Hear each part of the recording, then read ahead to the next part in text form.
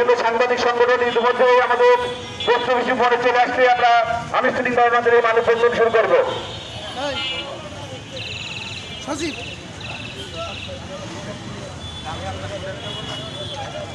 প্রিয় সহযোদ্ধারা, আপনারা জানেন যে আমাদের নড়াইল জেলার সময় টেলিভিশন একজন সাহসী সাংবাদিক, সাহসী কলম যোদ্ধা, যিনি সৈয়দ সজিবুর রহমান সবসময় মানুষের জন্য মানুষের পক্ষে কথা বলেন এবং প্রতিনিয়ত লাইভ করেন, বিভিন্ন চিত্র তুলে ধরেন। একটা গোষ্ঠী তারপরে যে বর্বরিত হামলা চালিয়েছে, তাকে কুপিয়ে দখল করেছে, যে নির্যাতন চালিয়েছে, আমরা এই ঘটনার বিচার চাই এবং অবিলম্বে এই ঘটনার সাথে যারা জড়িত তাদের খুঁজে তাদের শাস্তি দেওয়া আনার দাবি জানাচ্ছি। আপনারা জানেন যে সজীব এখন মৃত্যু সজ্জায়, জীবন মৃত্যু সন্ধিক্ষণে রয়েছে। আজ এই সজীবের এই হামলার ঘটনায় সারা বাংলাদেশে মানববন্ধন হচ্ছে, শুধু ঝিনাইদহ না, প্রতিটি জেলায় জেলায় সাংবাদিক সমাজ মাঠে নেমেছে। আমরা চাই, আমরা প্রশাসনের কাছে দাবি জানাই যে সজীবী যারা হামলা চালিয়েছে, যারা কুপিয়ে দখল করেছে, অবিলম্বে ওর সকল সন্ত্রাসীদের গ্রেফতার করার দাবি জানাচ্ছি। বক্তব্য দিবেন সাংবাদিক এম এ দেবেন।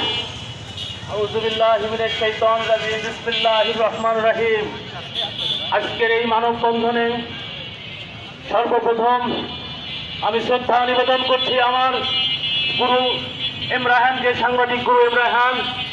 উপস্থিত আছেন ঝিনাইদহ প্রেস ক্লাবের সেক্রেটারি মানব জরিমের লিটন, উপস্থিত আছেন সাংবাদিক নেতা রবিউল ইসলাম রবি, উপস্থিত আছেন ৭১-এর লড়াকু সৈনিক রাজীব, আর উপস্থিত আছেন সাদ্দাম।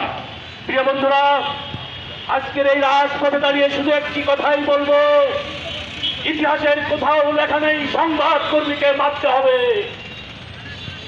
প্রিয় দেশবাসী, প্রিয় ঝিনাইদহবাসী, এই সাংবাদিককে যখন আঘাত করা হয়েছে, এই সাংবাদিক রাজীব যখন, সাংবাদিক সচিব এখন মৃত্যুর শয্যায়, এক সাংবাদিক যখন মৃত্যুর শয্যায়, হাজারো সাংবাদিক এখন রাজপথে।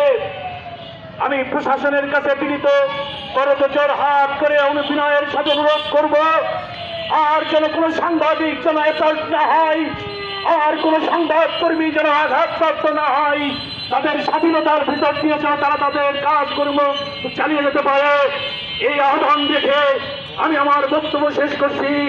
বাংলাদেশ জিন্দাবাদ। এ পর্যায়ে আমাদের মাঝে বক্তব্য রাখবেন গ্লোবাল টেলিভিশনের জেলা প্রতিনিধি আমার ছেলে ছোট ভাই মেহেদী হাসান জিকো। আসসালামু আলাইকুম। আজকে আমরা উপস্থিত হয়েছি মানববন্ধনে আমাদের এক সহকর্মী ভাই, আজকে তাকে হত্যার উদ্দেশ্যে যে আঘাত করা হয়েছে, জখম করা হয়েছে ধারালো অস্ত্র দিয়ে। সাংবাদিকরা দেশে কবে নিরাপদ হবে জাতি জানতে চাই, সাংবাদিক ভাইয়েরা জানতে চাই, আমরা কি নিরাপদ নয়? আমরা কি তাহলে বাসায় থাকতে হবে? এই জনতার কথা কে বলবে?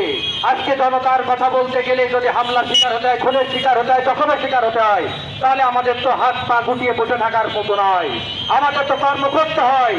আমরা কেন বারবার নির্যাতিত হব? এর প্রতিকার কে করবে? আমি এই সরকারকে বলতে চাই, উপদেষ্টা মন্ডলীদের বলতে চাই, আপনারা কি বারবার কথা বলছেন যে আপনারা আমাদেরকে সুরক্ষিত করবেন, ও সুরক্ষিত রাখতে তো পারছেন না। এই ব্যর্থতার দায়িত্ব আপনাদের নিতে হবে। কেন নিচ্ছেন না? কেন আপনারা কঠোর হচ্ছেন না? কেন প্রশাসন কঠোর হচ্ছে না? আমরা জানতে চাই।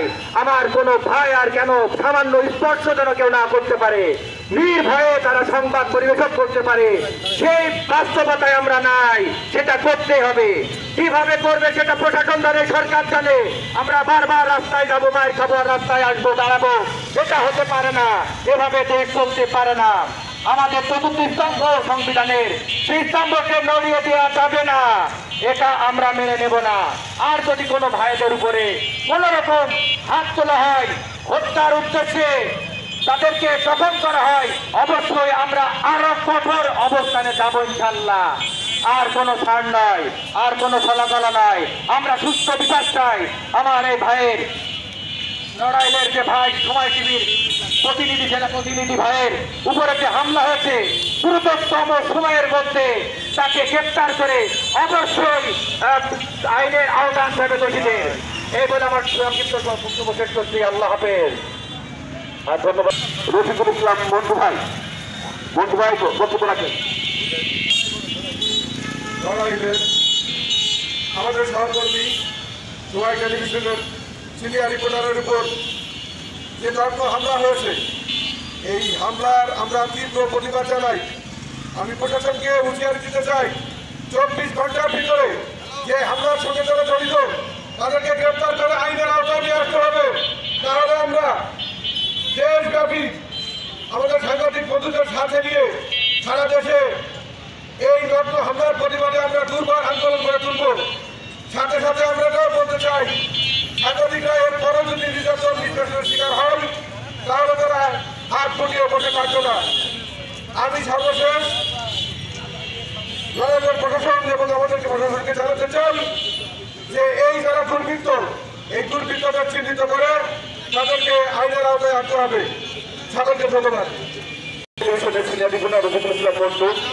এ পর্যায়ে আমাদের মাঝে বক্তব্য প্রদান করবেন সিনিয়র রিপোর্টার ঝিনাইদহ টেলিভিশন সাংবাদিক ফোরামের সাংগঠনিক সম্পাদক ঝিনাইদহ প্রেস ক্লাবের নেতা জনাব সাজ্জাদ হোসেন।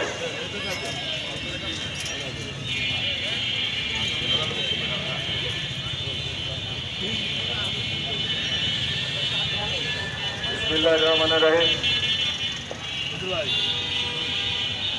আমাদের সহকর্মী সহযোদ্ধা নড়াইলের সময় টেলিভিশনের জেলা প্রতিনিধি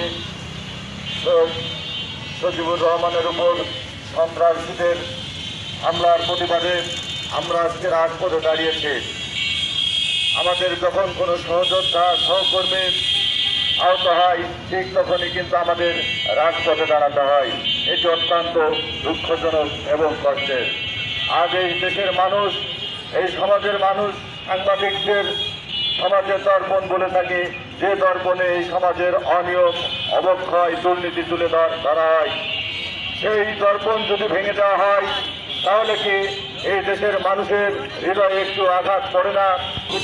একটি ক্ষতি যখন একটি ক্ষতিতে আঘাত করা হয় তখন কি এই রাষ্ট্র নড়ে ওঠে না?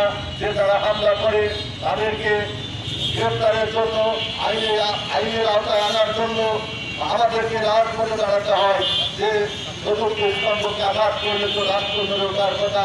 তারা এই সন্ত্রাসী দুষ্কৃতকারী তাদেরকে আইনের আওতায় নিয়ে আসার জন্য বারবার আমাদের রাজপথে দাঁড়াতে হয়। তাই আমি সরকার এবং প্রশাসনের প্রতি উদাত্ত আহ্বান জানাবো, তারা এই সচিবের উপরে আঘাত করেছে, উঠিয়ে শোষণ করেছে, তাদেরকে দ্রুত আইনের আওতায় নিয়ে আসতে হবে। যদি আইনের আওতায় নিয়ে আসা না হয় আমরা পরবর্তীতে আরো কঠোর কর্মসূচি দেব এবং সেই কর্মসূচির মধ্য দিয়ে সাংবাদিকদের উপর যারা হামলা নির্যাতন করে তাদেরকে দৃষ্টান্ত সরকারের দেখাতে হবে যেন পরবর্তীতে আর কোন সন্ত্রাসী এই ধরনের কর্মকাণ্ড না করে। আজ একজন সাংবাদিক একটি সমাজের, একটি জেলার, একটি দেশের অনিয়ম দুর্নীতি তুলে ধরে, যার ফলে কিন্তু আপনারা শান্তিতে আসেন।